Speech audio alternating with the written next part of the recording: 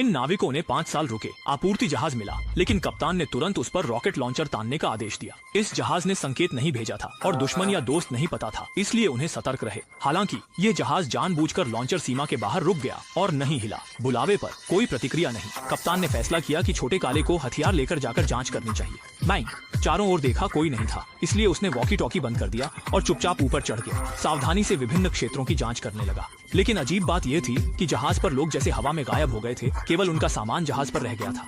कप्तान चिंतित था, लेकिन तनाव में वॉकी टॉकी चालू करना भूल गया। कोई जवाब नहीं मिला। कप्तान नियंत्रण कक्ष गया, सुरक्षा से। अब उसे तुरंत इस जहाज को नष्ट करना होगा। ये तोप के मार्ग क्षेत्र से बाहर था। कप्तान उस घातक हथियार को दाग सकता था। उसने आखिरी बार छोटे काले से संपर्क किया। उसने आपूर्ति सामग्री खोज ली थी। 3 दिन से भूखा वह तुरंत भोजन कर लिया। उसकी किस्मत थी कि उसने वॉकी टॉकी चालू किया और कप्तान का संदेश प्राप्त किया। इस आपूर्ति जहाज की उत्पत्ति अज्ञात थी। भोजन की कमी के लिए उन्होंने चौकी के किनारे खींच लिया। जैसे ही आपूर्ति जहाज आया, अजीब चीजें लगातार होने लगी। उस दिन जब सभी खाना खा रहे थे, पैट को चक्कर आने लगे तो उसने रोटी को गेंद बनाकर मेज पर रखा और रोटी की गेंद एक तरफ सीधी लुढ़क गई। इसका मतलब है कि प्लेटफॉर्म आपूर्ति जहाज की दिशा में पूरे 4.5 डिग्री झुका हुआ था। पैट को लगा उस जहाज पर लोग शायद किसी दुर्भाग्य का शिकार हो गए हैं, इसलिए जहाज पर एक विशेष चुंबकीय क्षेत्र उत्पन्न हुआ जिसने चौकी को अपनी ओर झुका लिया। सभी लोग भयभीत हुए। उन्होंने जहाज की उत्पत्ति की पुष्टि के लिए मुख्यालय से संपर्क किया, लेकिन मुख्यालय ने जवाब में कहा कि उन्होंने कभी कोई आपूर्ति जहाज नहीं भेजा था। रात में पैट ने चुपचाप उस जहाज पर चढ़ने की योजना बनाई ताकि वह अगली सुबह इस अजीब जगह से भाग सके। लेकिन सुबह होने से पहले ही चौकी का अलार्म बज उठा, क्योंकि समुद्र में एक जहाज दिखा।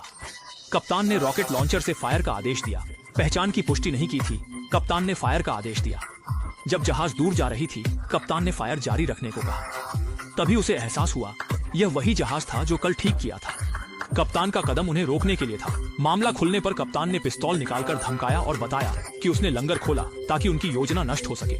उसने पैट से फायर जारी रखने को कहा जब तक जहाज नष्ट न हो जाए। उसने सिर हिलाया और कप्तान ने कान को गोली से छेद दिया। उनके पास कोई विकल्प नहीं था, इसलिए उन्होंने वही किया और उन्होंने उस एकमात्र उम्मीद को नष्ट कर दिया जिससे वे इस चौकी से भाग सकते थे। जिंजी अचानक आई और कप्तान को बेहोश कर दिया, फिर उसे एक कमरे में बंद कर दिया। कप्तान की मानसिक स्थिति गड़बड़ है। अब केवल 3 लोग चौकी पर काम कर रहे थे। इस चौकी पर एक गुप्त परमाणु हथियार था जिसे 24 घंटे गश्त करके सुरक्षित रखना पड़ता था। कप्तान कम होने से सभी की काम की मात्रा बढ़ गई। छोटे काले ने कप्तान को खाना देने का सोचा, वह सामान्य हो जाएंगे, लेकिन कप्तान ने उसे रोक लिया और उसे कारण बताया। जब आपूर्ति जहाज आया, कप्तान ने जहाज की नौवहन डायरी पाई, जिससे पता चला कि जहाज हमेशा किसी के नियंत्रण में थी।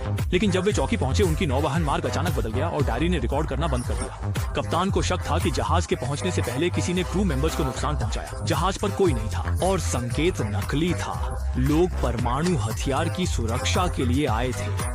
रहस्यमय व्यक्ति का उद्देश्य परमाणु हथियार चुराना है और वह चौकी के 4 लोगों में से एक